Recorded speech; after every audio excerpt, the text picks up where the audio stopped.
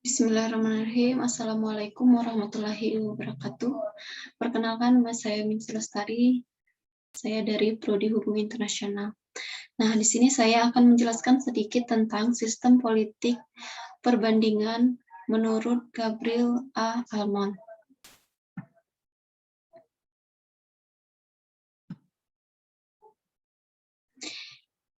Nah, di sini menurut Gabriel A. Almond tahun 1956 bahwa di sini dia menyatakan dalam jurnalnya yang berjudul Comparative Politic System.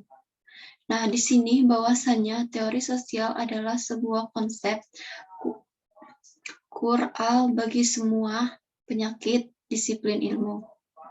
Nah, di sini juga ada kegunaan konsep sosiologi dalam menemukan perbedaan yang esensial di antara sistem-sistem politik ini. Nah, di antaranya yang pertama adalah sistem politik. Nah, sistem politik ini adalah sistem dari tindakan yang artinya perbandingan harus diobservasi melalui empiris. Nah, yang kedua, ada sistem politik yang didefinisikan sebagai satu set dari semua role yang berperan atau sebagai sebuah struktur role. Yang ketiga, perbedaan sistem politik. Nah, perbedaan sistem politik ini juga merupakan monopoli legitimasi pada paksaan fisik terhadap teritori dan populasi tertentu. Nah, yang terakhir itu adalah orientasi terhadap aksi politik atau pemahaman, pilihan, dan evaluasi. Next. Nah, yang selanjutnya itu adalah sistem politik Anglo-American. Nah, sistem politik Anglo-American ini berkarakteristik homogenitas. Budaya politik sekuler. Nah, apa sih yang dimaksud dengan budaya politik sekuler? Nah, budaya politik sekuler ini adalah budaya politik yang multinilai, rasional, bergaining, dan budaya politik eksperimental. Mayoritas aktor dalam sistem politiknya menerima tujuan terakhir sistem politik dari kombinasi nilai-nilai kebangsaan, kemakmuran, dan perlindungan bersama. Nah, maka dari itu, struktur role yang terjadi adalah grup sistem politik ini yaitu satu, sangat beragam, yang kedua, manifestasi, tertata, dan terbirokratisasi. Yang ketiga, terkarakterisasi oleh taraf tinggi dalam fungsi-fungsi role. Dan yang terakhir itu adalah cenderung memiliki difusi kekuatan dan melakukan sistem politik secara keseluruhan. Next. Nah, di sini juga ada sistem politik pra-industri. Apa sih politik pra-industri itu? Nah, di sini saya akan menjelaskan sedikit ya tentang sistem politik pra-industri.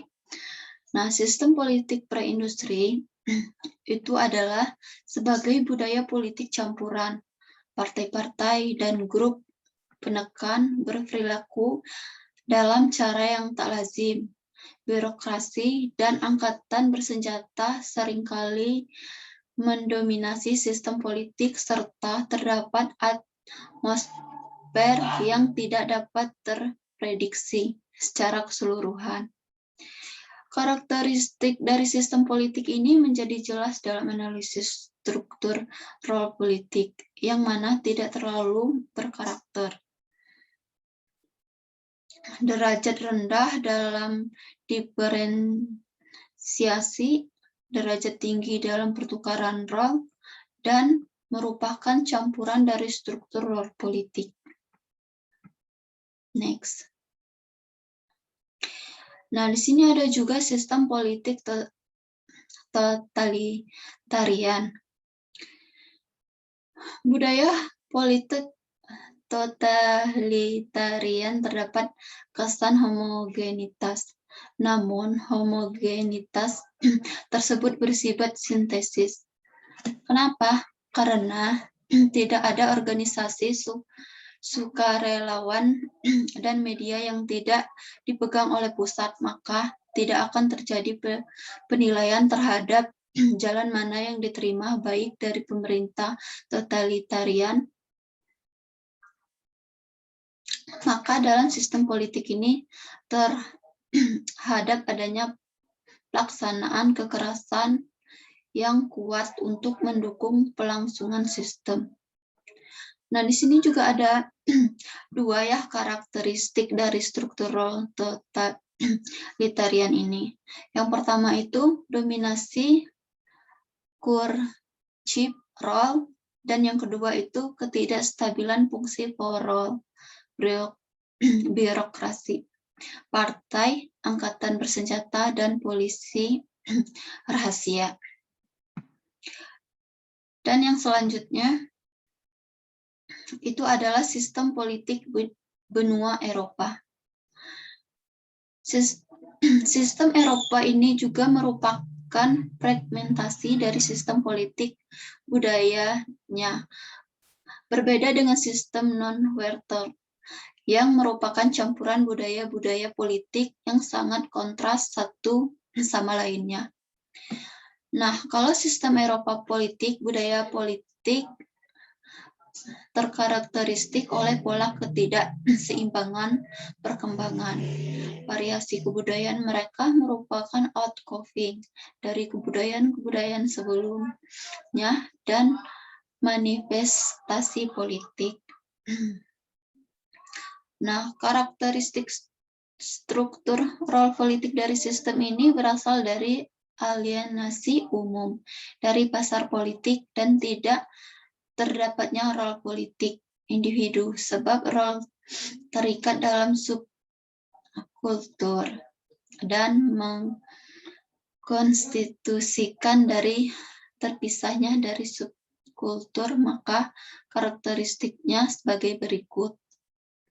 Nah, yang pertama itu adalah memiliki derajat yang tinggi.